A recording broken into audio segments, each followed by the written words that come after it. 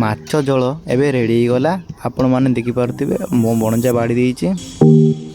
ନମସ୍କାର ସାଙ୍ଗମାନେ, ପୁଣି ଏକ ନୂଆ ବ୍ଲଗ୍ରେ ଆଶା କରୁଛି ଆପଣମାନେ ସମସ୍ତେ ଭଲରେ ଥିବେ। କାଶ ବ୍ଲଗ୍ ଆରମ୍ଭ କରିବା। ଆଜି ମୁଁ ଆପଣମାନଙ୍କୁ ଷ୍ଟାଇଲିଶ ଦେଶୀ ମାଛ ଝୋଳ ତିଆରି କରି ଦେଖାଇବି। ଚାଲନ୍ତୁ ଆରମ୍ଭ କରିବା।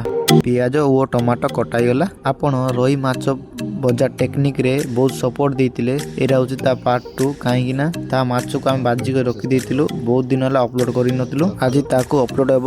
କଡ଼େଇରେ ତେଲ ପକାଉଛି। ଏବେ କଡ଼େଇରେ ତେଲକୁ ଗରମ କରନ୍ତୁ। ତେଲରେ ଗରମ ହେଲା ପରେ କଞ୍ଚା ମରିଚକୁ ଭଲସେ ଭାଜି ଦିଅନ୍ତୁ ଏବଂ ତାପରେ ପିଆଜ ଟିକେ ପକାଇଦେବେ। ଯଦି ଏହି ଭିଡ଼ିଓ ଆପଣମାନଙ୍କୁ ଭଲ ଲାଗିବ ତାହେଲେ ଗୋଟେ କମେଣ୍ଟ କରିଦେବେ ମାଛ ଝୋଳ ବୋଲିକରି।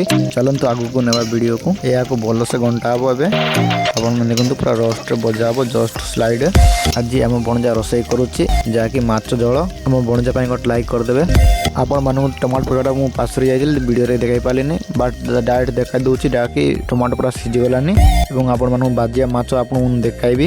ଦେଖିପାରୁଥିବେ ଏଇଟା ହେଉଛି ସେଇ ମାଛ ଭାଜିକି ରଖାଯାଇଥିଲା। ଏବଂ ମରିଚ ଗୁଣ୍ଡ ଟିକେ ପକାଇଦେବେ, ଯାହାକି ତୁମ ଇଚ୍ଛା। ଯଦି ତୁମ ରାଗ ଦରକାର ରାଗ ଟିକେ ପକାଇବେ। ଆମେ ଜଷ୍ଟ ସ୍ଲାଇଡ଼ରେ ପକାଇଲୁ ଏବଂ ଆମ ଭଣଜା ପୁରା ଭଲସେ ଘାଣ୍ଟି ଦେଉଛି। ଘାଣ୍ଟି ଦେଲା ପରେ ତାକୁ ପାଣି ଟିକେ ପକାଇଦେବେ। ବେଶୀ ପାଣି ଦେବେନି, କାହିଁକି ନା ଝୋଳଟା ବହୁତ ପତଳା ହେଇଯିବ। ତାପରେ ସ୍ୱାଦ ଦେଇ ଲୁଣ ପକାଇବେ। ଆପଣ କିଛି ସମୟ ୱେଟ୍ କରିଲା ପଛରେ ତାପରେ ମାଛ ଝୋଳ ପୁରା ରେଡ଼ିରେ ଅଛି।